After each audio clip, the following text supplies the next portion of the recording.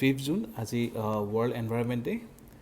আজি কাৰেণ্ট এফেয়াৰ্ছত আমি mainly environment পাৰ্চপেক্টিভখিনি discuss কৰিম, যিখিনি আজি হিন্দু এক্সপ্ৰেছ বা সকলোতে কভাৰ কৰিছে। তাৰ আগতে 4 জুন যোৱাকালিৰ আমাৰ কিছুমান MCQ কুৱেশ্যন। ফাৰ্ষ্টটো হ'ল which of the following is correct. Pravaha software for aerodynamics design was recently launched by DRDO. It can simulate internal flows in launch vehicle only. So 1 only, 2 only, both 1 and 2, and either 1 or 2. So ইয়াৰ ডিটেইলছখিনি চাবৰ কাৰণে আপোনালোকে যোৱাকালি ভিডিঅ'টো চাব পাৰে। নেক্সটটো হ'ল for cultivation of famous Tezpur litchi. The first litchi orchard was establish at Lichu Pukhuri by A. Chandra Kumar Agarwala, B. Lakshminath Bezbaroa, C. Padmanath Gohain Barua আৰু নানতে হ'ব। ইয়াৰ কোনটো হয় আপুনি তলত কমেণ্ট কৰিব পাৰে।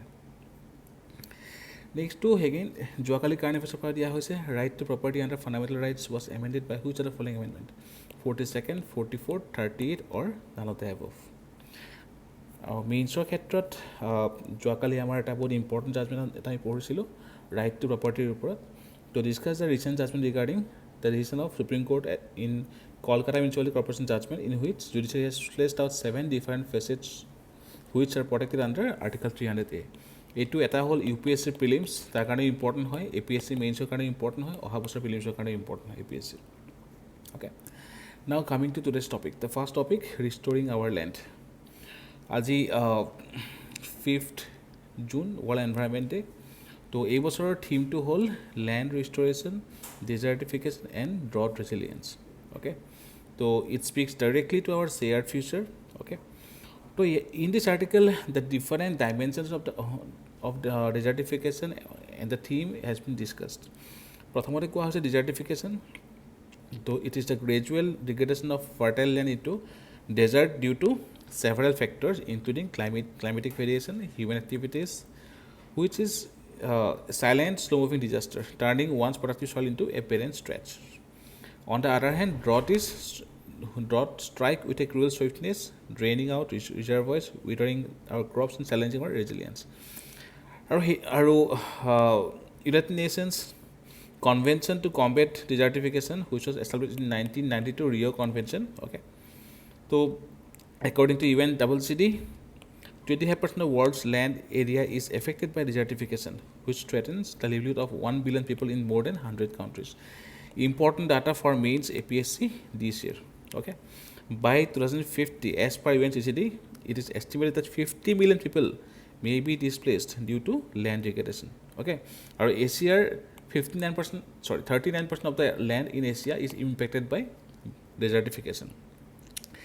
In India ক্ষেত্ৰত আমাৰ around 30% of our land, mainly in the state of Rajasthan, Gujarat, Maharashtra and Karnataka. Okay, so they face the impact of desertification. Okay, তো নিউমেৰাছ ইনিচিয়েটিভছ G20 সময়তো লোৱা হৈছিলে, আগৰ COPতে লোৱা হৈছিলে। তেনেকুৱা এটা হ'ল land degradation neutrality, very important for mains perspective this year. Okay, so land degradation neutrality targets aim to achieve a balance between land degradation and restoration by 2030। So SDG গ'লৰ যিটো আমাৰ ফাইনেল ইয়াৰ আছে, চিমিলাৰলি এজেণ্ডা আছামৰ যিটো final ইয়াৰ 2030, তাৰে ভিতৰত আমাৰ land degradation neutrality target কৰা হৈছে। অ'কে, ইয়াৰ কাৰণে ডিফাৰেণ্ট ইনিচিয়েটিভ ৱৰ্ল্ড ৱাইড, যেনেকৈ UNEP লঞ্চ কৰিছিলে the Great Green Wall in Africa. Okay, similarly ব্ৰাজিলে লঞ্চ কৰিছিলে Caatinga biome initiative. Okay, so' different countries have launch various initiative in this aspect.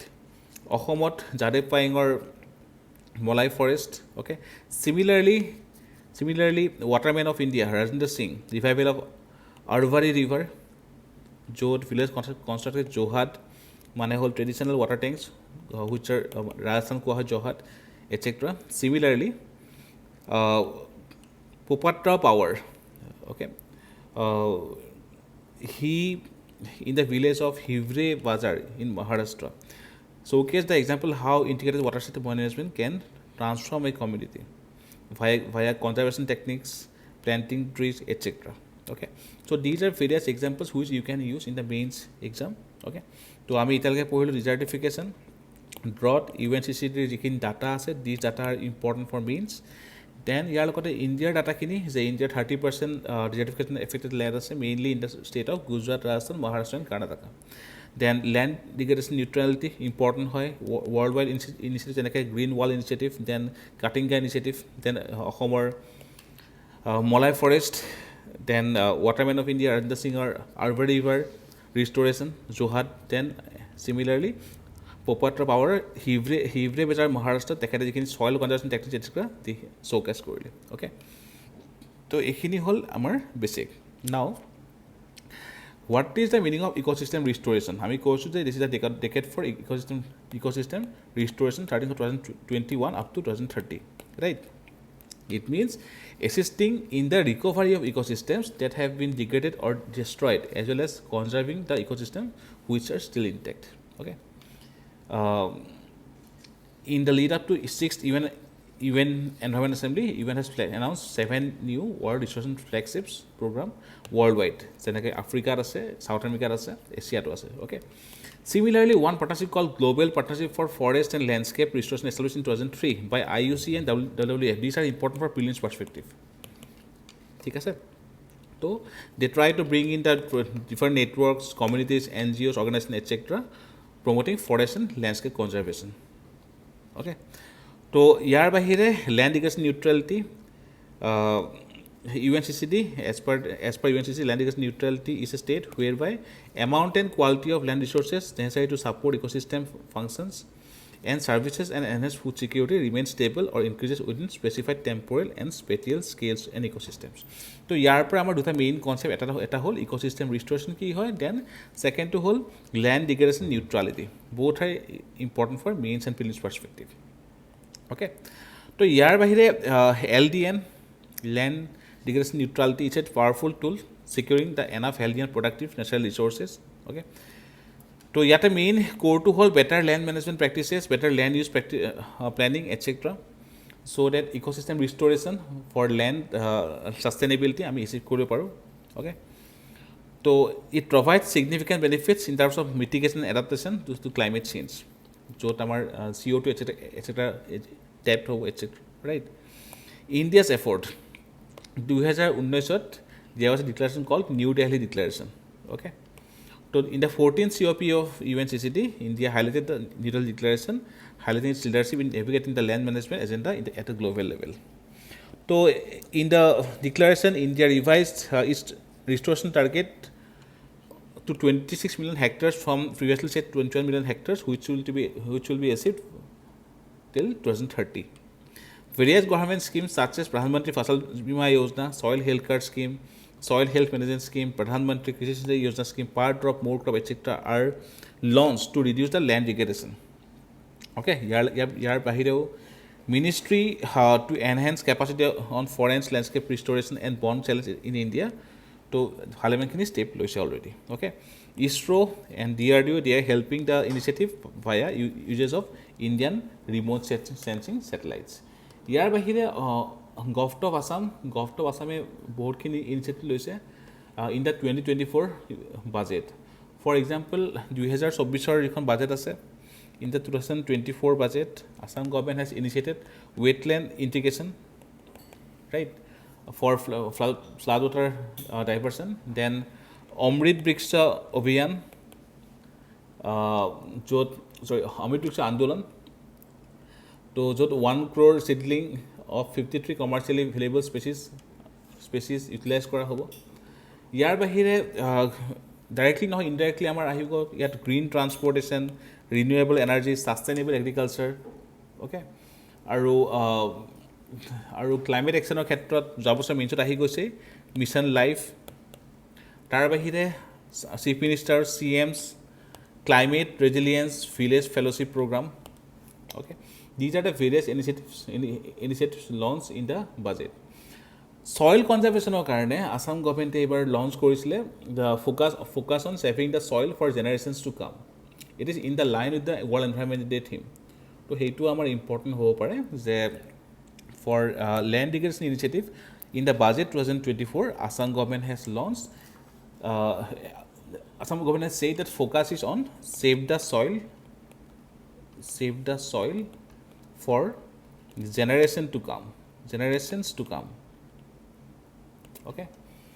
So year under বিভিন্ন initiative যেনেকৈ protection of riverine land project, then boulder gabion sparse installation project, gully control project, etc. were launched under the Assam budget 2024-25. Okay.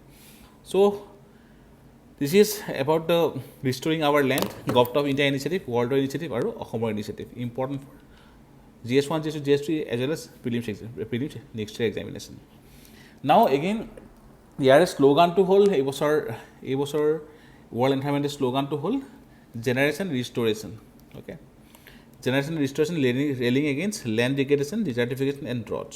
Okay, so ইয়াতে ইউএনইপিৰ ডাটাৰ কথা কোৱা হৈছে that the natural crisis started facts on natural crisis stated of UNEP stated that around 3.2 billion people or 40% of the global population are adversely affected by land degradation. Again, very important fact for mains examination. ঠিক আছে, তো 100 to 300 million people are facing increased risk of floods and hurricanes because of coastal habitat loss. Okay, so on the same theme there are different initiatives যেনেকৈ এইবাৰ the key country. Okay, এইবাৰ world environment ডেৰ চেলিব্ৰেশ্যনৰ Saudi Arabia হয়. 2019 India আছিলে. ঠিক আছে, য'ত প্লাষ্টিকৰ কথা কোৱা হৈছিলে, প্লাষ্টিক বেনিঙৰ কথা কোৱা হৈছিলে. তো Saudi Arabia has launched many initiatives worldwide. Okay, so তেওঁলোকৰ 2020 যেতিয়া G20 সামিট হৈছিল তাতো লঞ্চ কৰিছিলে. Okay, তো Saudi Arabia being the host of World Environment 2024 starts a spotlight on the urgent need to restore degraded lands and put a stop to desertification and build drought resilience. আৰু সেইটো কাৰণে আমাৰ থিমটো হ'ল generation ৰিষ্ট'ৰেশ্যন. We are the generation which will restore the wasteland. Okay, next to whole human activities has already drastically 75% of the earth's land surface আমি change কৰি দিছোঁ. ঠিক আছে, তো সেইটো কাৰণে it's time we should take steps. তো কেনেকৈ? First, to creating awareness, highlighting the critical issue. Then urgency for action, different actions for biodiversity loss, climate action, loss and damage fund, etc. Shared responsibility, our fundamental rights. Then our fundamental duty, Article 51A, tarpor draw kora hoy. Empowering youth, theme to it hoy, generation restoration. Alignment with global goals of Agenda 2030, SDG 2030, etc. Okay. So we are a generation via different initiatives. We need to try to restore and stop the land degradation, desertification, and droughts.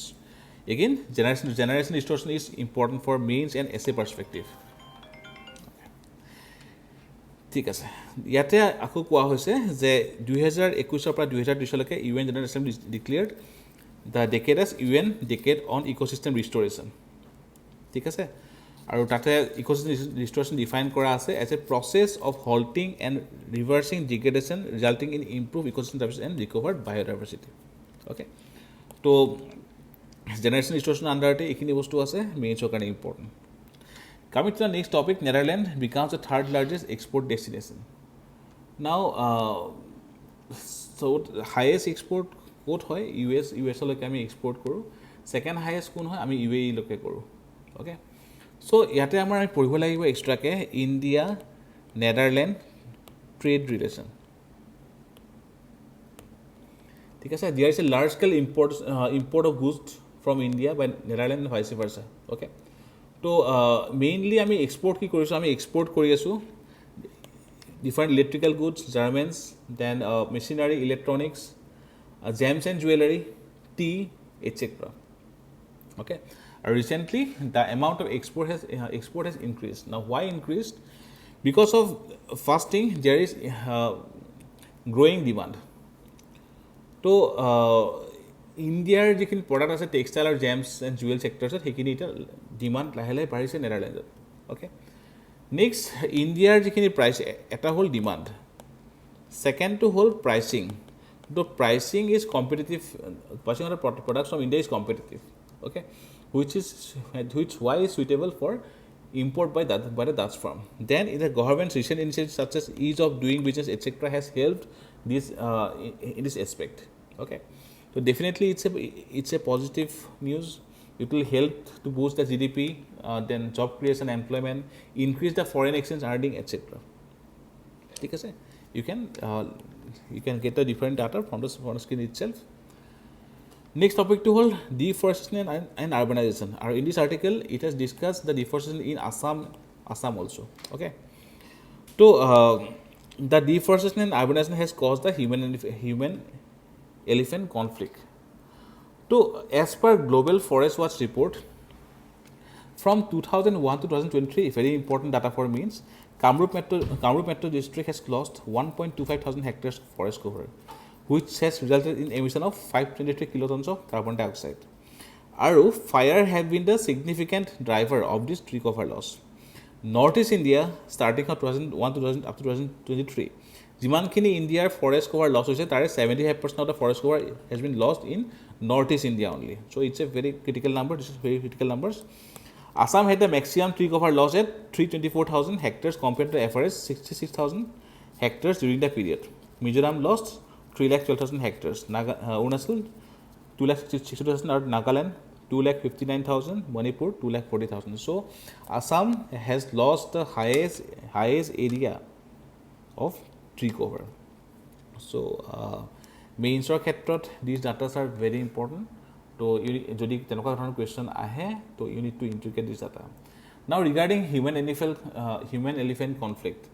So as per data, মই যদি অসমৰ কথাই অকল discuss কৰোঁ, starting from 2010 up to 2019 in Assam, around 761 people and 249 elephants were killed due to the human-elephant conflict. Okay, our main reason to ki hoy, around 65% of the habitat zone north of the river has been lost to agriculture and settlements and urbanization, and which is pushing the elephants toward the habitat area. Aru jitu karone amar yar conflict hoy goise. Okay, so different initiatives have been lost. Fencing kori ase, then Indian Railway start korisile Project B, etc. So solution part of apnaloke likhibo pare. Then there is a portal launched by Government of India, which is name is Suraksha portal, important for means perspective. It was launched for collection of real-time information and also mapping and managing the conflict on real-time basis. Okay. So then itia koa hoise, the government will use the leader technology in order to provide fodder and water augmentation. And another initiative, Project Rehab for the elephants. Then in 2016, government launched an initiative, naam to asle 𝐲𝐬 Yatra. ঠিক আছে, then definitely international program eta ase, MIC, monitoring the illegal killing of elephants, MIC program. Then recently Wildlife Crime Control Bureau of Ministry of Environment has launched Operation Thunderbird.